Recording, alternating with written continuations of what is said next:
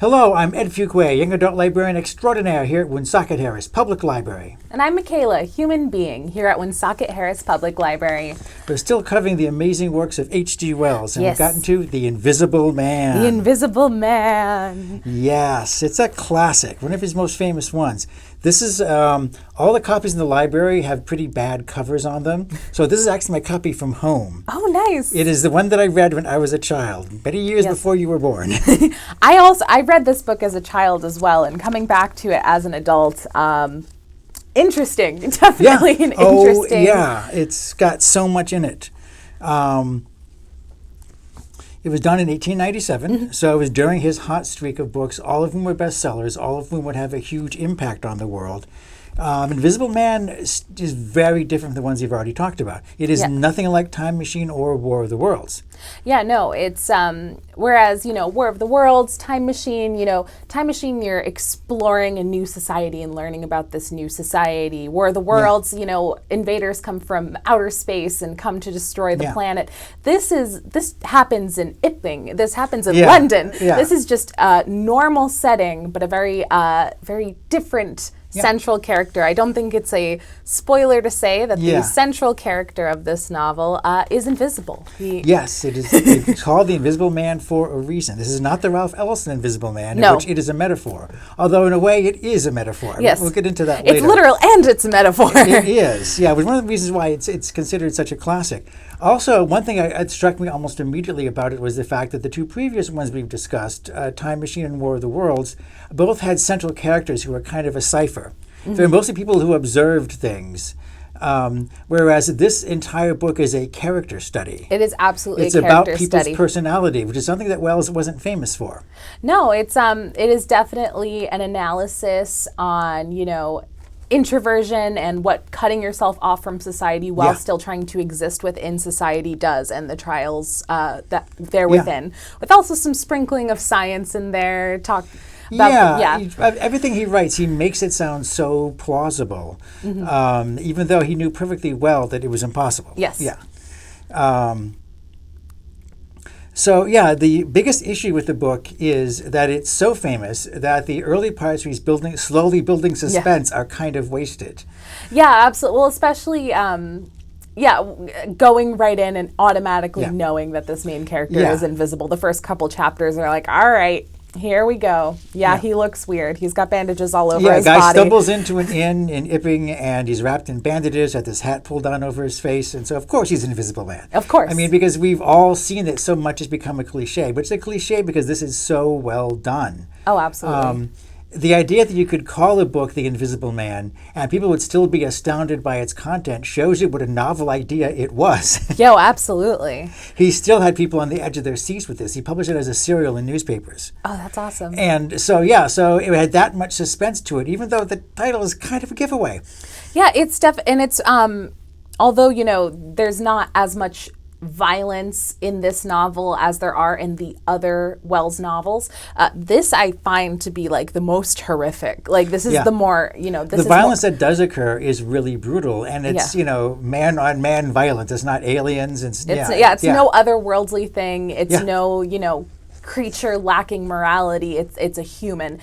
Granted, a human with some sociopathic tendencies.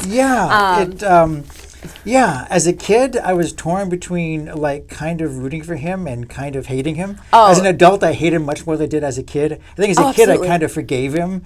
But as an adult, H.G. Wells, writer that he is, was laying all the seeds for it in the flashbacks, where he talks about his life before he became invisible.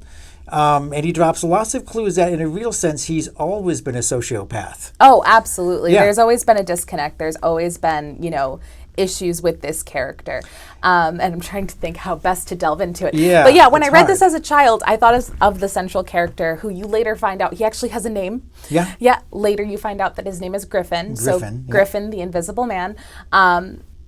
When I was a kid and I was reading this, I really saw him as an anti-hero, and looking at it as an adult, I'm like, no, he's the main character, but he's the antagonist.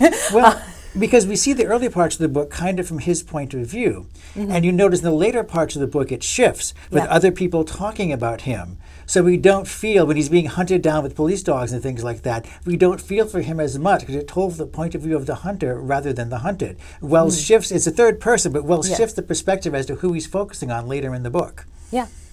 It is really cool the way it is really set nice up. literary way of looking at it. After he meets Kemp, who's the only other like really named character, there's also Marvel. After he meets Kemp and unloads his whole backstory, we see Kemp in action. And from that point on, we stop seeing the Invisible Man's point of view. Yeah. Because after he talks to Kemp, he can't go back to being a protagonist again.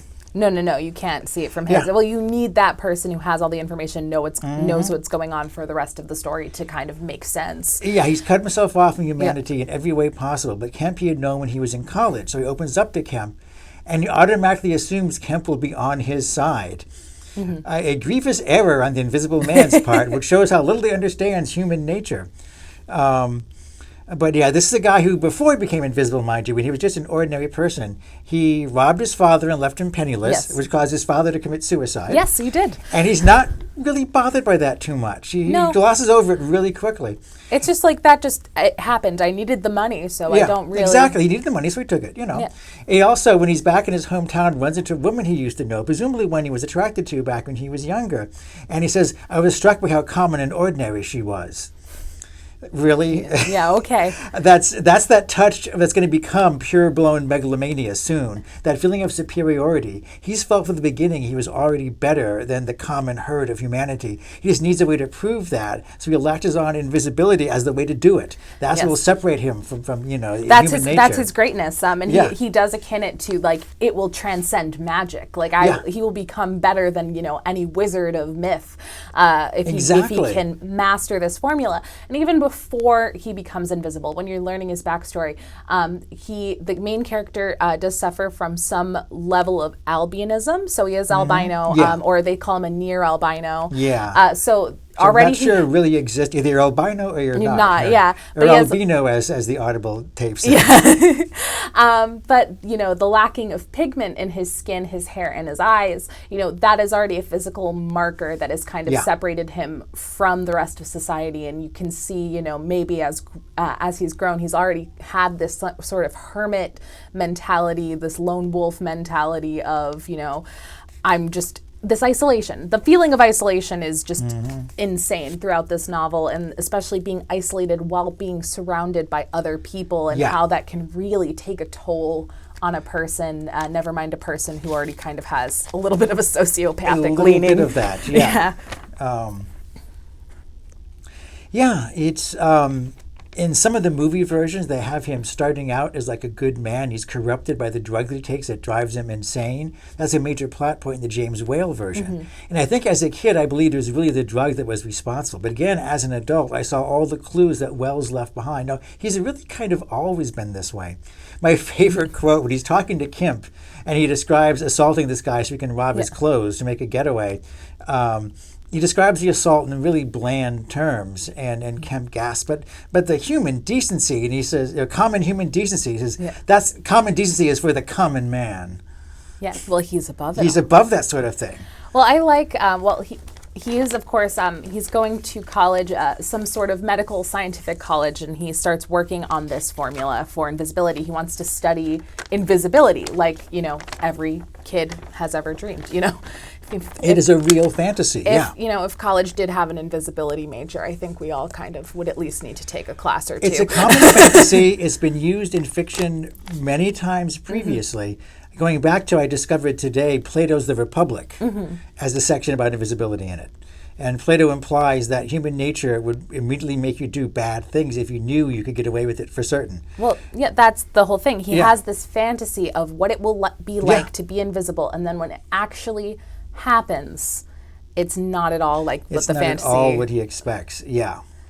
Absolutely not. Well, the first thing he does once he does succeed and he becomes invisible is he's broke. He owes a lot of money to his landlord. He immediately burns down the landlord's building, runs away. I mean, when you're an invisible man, all you really have to do is get naked and run away. It's winter. So he's like, oh, no, this won't do. This won't do. He apparently wasn't thinking ahead. Yeah. He's like a genius, but at the same time, he makes some really common mistakes, probably because his megalomania doesn't allow himself to believe he could make mistakes. Yeah. What was fascinating about the whole book is that he's both extremely powerful and extremely weak. Yeah. He can get away with so much, and he never ceases to brag about what he can get away with. But the bottom line is he's a naked guy running through rural England. Literally, he's a naked guy running through the snow. So there's not a whole lot he can do to help himself in that situation. Yeah, and it's not like an invisibility situation where, if you don clothes, the clothes will become invisible, so therefore you have pockets to hide things. If he's naked and invisible, he can't, he can't eat, he can't relieve himself, he can't... Well, yeah, when he eats, the food is visible inside of him for a period of time, so he has to hide himself while he digests his food. So right away, that means he can't go out in public, He can steal things, but then you have these floating items that he's Anything he steals just sort of floats away, and he can't resist revealing himself to people. Oh, he loves a grand reveal. He loves the grand reveal. The funniest one was after the whole incident in Iping, where he leaves the inn without paying his bill. The tramp, Mr. Marvel. Yeah, he threatens a hobo immediately he after. threatens a hobo and coerces him into working for him under threat of death, and then is upset when the hobo betrays him. But at one point, he throws off his clothes and says, "Behold, I am the Invisible Man." And the tramp's response is, "Well, that's obvious." Yeah.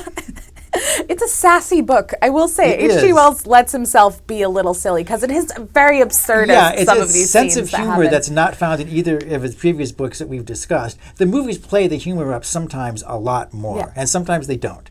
But because there's the ideas of humorous things happening is so obvious that Wells can't resist it. But the tramp becomes very important.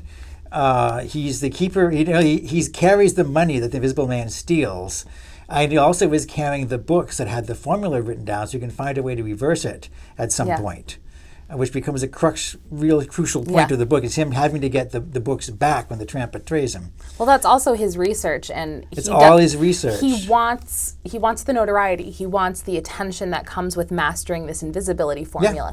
He is a man of science. He wants to be part of the Royal Academy of Science. He wants all of this notoriety that comes along with it, but he's not ready to publish his findings. No, I'm sharing it with the world. It's his secret. It doesn't belong to the world.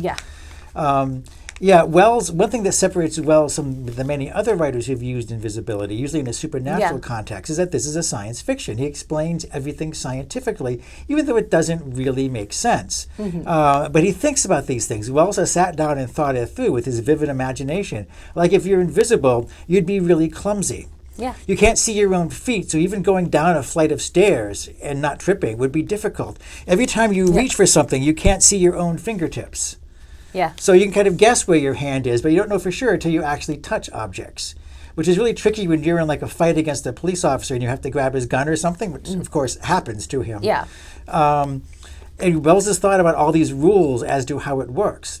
And critics have pointed out for almost a century now that if you were actually invisible, you'd be completely blind because light would pass right through your retina. And to his credit, Wells knew that. He acknowledged that was a bit of pure fantasy put in there just so the story would work. No, and it is definitely one of the more, you can't say realistic because, of course, invisibility doesn't exist, but it is definitely one of the more realistic tellings of an invisibility, kind of experience for someone. Something I'd love to touch on, and it's completely changing topics, but I need to touch on it before I forget. When he goes to Kemp, after he escapes, being chased, and he goes to Kemp, Kemp is more of a theoretical scientist. Kemp is everything that the Invisible Man is not. They went to school together, but Kemp is very successful. Kemp already comes from money. He doesn't need to practice medicine or research science to make any sort of money. He's already very, well known. He's a part of society. When the Invisible Man walks into Kemp's study, he's surrounded by all of these published scientific journals. He's very much tied into this world that the Invisible Man is not. And also, instead of doing hands-on research, Kemp is more of a theoretical. He deals more in theory. And what he's researching when the Invisible Man comes in is actually a tie-in. I believe it's a tie-in to the Time Machine. a remote speculation of social conditions of the future is what Kemp is researching. Wow. So I just needed to touch on that very quickly because I'm like, brilliant. that's definitely a nod. Yeah, that's got to be a nod. Definitely brilliant. So yeah, it's a good book. It's a dark book. It's dark. It has a lot of violence in it. It's, like I said, it's interesting because when you're invisible, you're the ultimate like observer. Yeah. You can see without being seen. So you can spy on people. So that gives you power over them because you learn all their secrets. And the other characters that he's dealt with, like I said, in Time Machine and War of the Worlds, were also mostly observers. So in a way, he's keeping with that. There is a mental disorder known as dissociation. Mm-hmm. And one of its symptoms is that you feel like you're disconnected literally from reality around you. You're just watching things happen, but you're not a part of it. Like everything in your world as if it's on a movie screen. Mm-hmm. I don't know if Wells suffered from this. It's very, very wrong to do a mental diagnosis on a writer for the themes that he uses. But in War of the Worlds, the narrator talks about how unemotional he feels watching the Martians kill people. He's distanced from it. And the Invisible Man is someone who's always been distanced from everyone around himself. So much so the idea of being cut off from humanity doesn't bother him a bit. So he already has these mental derangements and disorders in him. And that everything just exasperates it. So again, as we said, so it is a metaphor in a way for this condition, this way of looking at the world that kind of traps you on the outside looking in. But it's also a very physical thing that happens to him in the book for real. Yeah, no, absolutely. It's powerful stuff. It still resonates if you can get over the fact that the first part of the book just isn't suspenseful.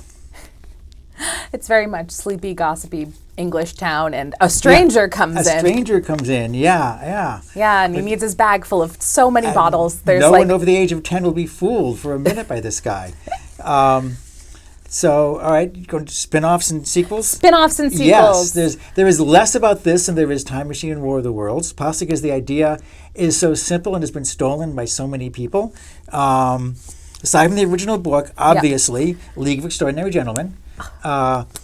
And this one, the Invisible Man is a horrible, horrible person. In a group of people who are all considered monsters by Victorian society, the Invisible Man, Alan Moore, makes him the worst. Yeah. And he suffers a genuinely horrific fate in the second book, which I won't reveal to anyone because it just turned my stomach when I actually read that issue.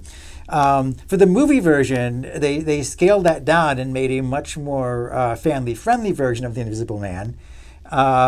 The movie version of League of Extraordinary Gentlemen has the Invisible Man is not Hawley Griffin. He's Rodney Skinner, a Cockney-like thief who bonked Griffin on the head and stole his notes and recreated it and became invisible himself. And he's actually winds up being the most trustworthy member of the movie version. So speaking of movies, because the concept relies on the weird way that things look. And Wells is very good at describing like a shirt walking around with no hands and no head in the neck and the collar. But actually seeing it on screen is so much more powerful. And so it's been filmed again and again, both officially and unofficially. There was the 1933 James Whale version starring Claude Rains. Mm-hmm. And that is actually very good. For 1933, special effects are amazing. I haven't seen that version. You should. Claude Rains does most of the movie as a voiceover, and he has a fabulous theatrically trained voice. Just go into YouTube and get the unveiling scene where he pulls off the bandages for the first time. His way of showing the Invisible Man's mania was in the middle of the sentence he starts like shrieking laughter and can't even finish his sentence. He's that excited about the big reveal, as you said. This one, they specifically say it's the drug that drives him mad. They even give him a love interest, a woman who was in love with him before he transformed, a tragic backstory that does not involve Wells' original concept. There's a lot of like romance backstories with all these spin-offs. It's hard to get around that. It was also used, it's been used so many times. Internet Movie Database has a list of like 38 Invisible Man movies, and I know they missed some because I found ads for 2 more on YouTube within a few minutes of searching IMDb. Buffy the Vampire Slayer had an episode called Chosen. Remember that Yes, one? I About do. the girl who fades away and just becomes invisible. Yeah. And it turns out it happens so often that in the Buffyverse, they're actually like taking all these invisible kids and training them at this private academy to be assassins and spies, Yeah. which is awful. But so Universal did Invisible Man with Claude Rains, and that was successful enough they did a sequel, and then they kept doing more sequels. Universal put out some wonderful, wonderful movies, but they never knew when to stop. They kept producing sequels with smaller budgets and worse casts until they had driven a concept into the ground. James Whale's Frankenstein, brilliant, paradigm shattering. House of Dracula, not as good. No. So with The Invisible Man, it went downhill relatively quickly. They had a guy who's on the run from murder who was given a copy of The Invisible Man's formula by the brother of the original Invisible Man, who goes now is chased by the cops and he's invisible. Yeah. And then by that time the war had started, so we had an invisible agent, in which a American spy takes the invisibility formula to give it to the Nazis and gets to outwit Peter Lorre, which is always fun, but it's not that good a movie. And by this time, we've totally lost all the metaphors that Wells was dealing with. Oh, absolutely. Yeah. I would say like most of the times I've seen an iteration of the Invisible Man, he kind of has just become like this B-movie villain. Yeah, unfortunately becomes that very quickly. And the comedic aspects, Universal played that up in some scenes, but they still kept the horror with the Claude Rains version. But they gave up on that. They did Invisible Woman, which is one that had, among other things, Barrymore and Shemp Howard are in the cast. Mm-hmm. So any film that combines a Barrymore and Shemp Howard is probably not going to be any good. And this is not good. Yeah. Invisible Woman is not good. And it was followed by Abbott and Costello Meet the Invisible Man, which was actually based on the second Invisible Man movie about the guy accused of murder who's on the run. They just inserted Abbott and Costello into the original script because Universal never filmed the script only once if they could film it 2 or 3 times. But it's actually funny because Abbott and Costello, they're geniuses, I mean, there's nothing bad that comes out of Abbott and Costello. Yeah, I know. Invisibility is a metaphor for both power and powerlessness. Like Ralph Ellison, people talk about being invisible as being that no one notices you and you become invisible to society as a whole. People talk about becoming visible. Part of like the gay rights movement was letting people know that gay people actually exist, so they weren't invisible anymore. So it's been used by a lot of things. Robert Cormier in the book Fade, a young adult book, it runs in this family, but the kid who inherits it is warned that nothing good ever comes of it. And even though the kid is convinced he'll only use his powers to peek in the girls' locker room a few times, it still leads to tragedy. Yeah. The feeling you can get away with anything is a very heady feeling, particularly for a young person to deal with. In 1940, The Invisible Man Returns had Vincent Price, The Invisible Man. So we got to hear that Vincent fantastic Price. velvety voice. Yes.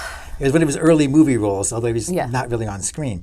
And there were at least 5 different television series. Mm-hmm.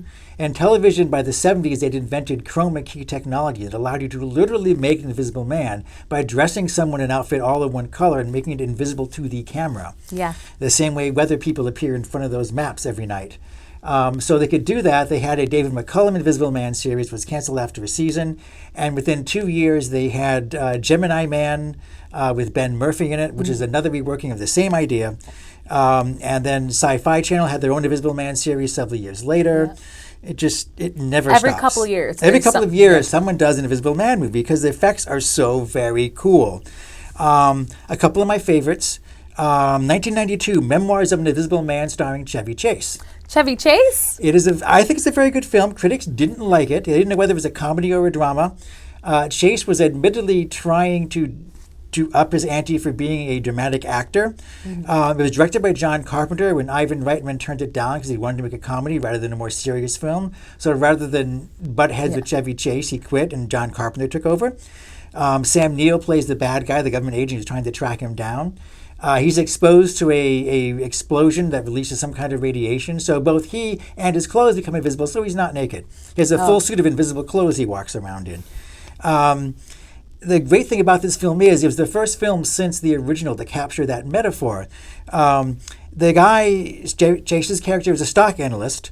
Early in the film, it's obvious he has a hard time connecting with people. And when Sam Neill draws up his file from the government, he goes through it and she's like, no family, no close friends. His boss has no comments about him. And he shakes his head and says, this guy was an invisible man before the accident. And that's the metaphor. Chase wanted to make a film about loneliness. That was the theme of the movie, which went over the heads of a lot of critics. It's not a perfect film by any means, but I think it's really better than it gives credit for. The only visible film we have in our library that I could draw on in a hurry was Hollow Man with Kevin Bacon and Elizabeth Shue, which I happen to also think is a very good movie. If I remember the ad correctly, it had the tagline, "What could you get away with if you never had to see your face?" He can never look at himself in a mirror, so why not? He's a guy who's an arrogant scientist who goes from just being a jerk-ass to being a sociopath really super fast. And they capture some of the same notes that H.G. Wells did. This is the first one done with modern technology. So he's in a lab working with other scientists, and they all know about him. They know he's invisible. They walk around with infrared goggles on all the time. They have 2 or 3 different ways of tracking him down. But he's a genius scientist, and so he finds ways around them. And they have a hard time conceiving how dangerous he is at first, even though they know him. Yeah. Like one of the things the character points out is he's always had a very snarky sense of humor. And later, and at one point after a particularly biting conversation, someone says, when you can't see his face, I don't know if he's joking or not. Which is very true. Yeah. And Elizabeth Shue's character winds up being stalked by him, and he's already commits one rape very quickly in the movie. And from then on, that's the downward moral abyss that he falls in. Nothing good happens after that. Kevin Bacon is really good. Yeah. Special effects are very good too. It was before the digital age really hit, but it's still very good special effects. Just last year, 2020, did another one called Invisible Man. That was supposed to be the start of the dark universe from Universal, but it wound up being just a standalone film. But that one specifically uses the whole concept of stalking and gaslighting. Imagine you're being stalked by an invisible man that only you know exists. This guy is an optics expert who's invented a suit that renders him invisible, and he's faked his own death. So our heroine knows she's being followed by this guy no one else can see, but can't convince anyone else in the film he's still alive. They just assume she's a little nuts, and she does wind up in a sanitarium. It's like the ultimate nightmare movie for women who've been stalked. I can't imagine how traumatizing that was if you had these issues in real life. That's like a next level horror. Oh, yeah, it is horror on such a degree. And she does manage to outwit him in the end and come out on top through great difficulty. I know Elizabeth Shue's character in Hollow Man, when she looks around and realizes she's in the hallway with him, and she's had her goggles broken. Yeah. So she lights a lighter and holds it up in the air, and the sprinklers start on, and they reveal him reaching out his hands for her neck in the water as it's flowing it's past like cascading past the arms. So these kind of things can work really well in movies, which is why they keep doing them again and again and again. And it is a metaphor that keeps giving. You can use it for a lot of different things. It's the ultimate suspense. That's what it's all about. So H.G. Wells' genius again. and again and again. This is the summer of H.G. Wells' genius. Do you have any closing thoughts? I'm trying, closing quote. Let me see. Good quote. To do such a thing would be to transcend magic, and I beheld, unclouded by doubt, a magnificent vision of all that invisibility might mean to a man. The mystery, the power, the freedom. Drawbacks I saw none. Yeah. You have only to think that I, a shabby, poverty-struck, hemmed-in demonstrator teaching fools in a provincial college, might suddenly become this. Yeah, and he thinks that, and then within the first chapter, after he becomes invisible, he's wandering around in the snow in London. Actually, the smog in London is clinging to him, so he sees gray particles on himself. That's how little he's thought this out. Yeah. Did not think it through. You don't know what it'll be like until it happens. Yeah, but then he kills anyone who gets in his way, so any sympathy you have for him bleeds away pretty quickly. Yeah, it's gone. It's a great work, and like all of H.G. Wells' stuff, it's really thin. Yeah. Kids elementary school kids get assigned this book. Yeah, I read it when I was in the 4th or 5th grade. Me too. Yeah. So that was Invisible Man. We'll be back next time with more. Yes. Till then, I've been Ed. I've been Michaela. Till then, be safe. Be happy, be healthy. Bye.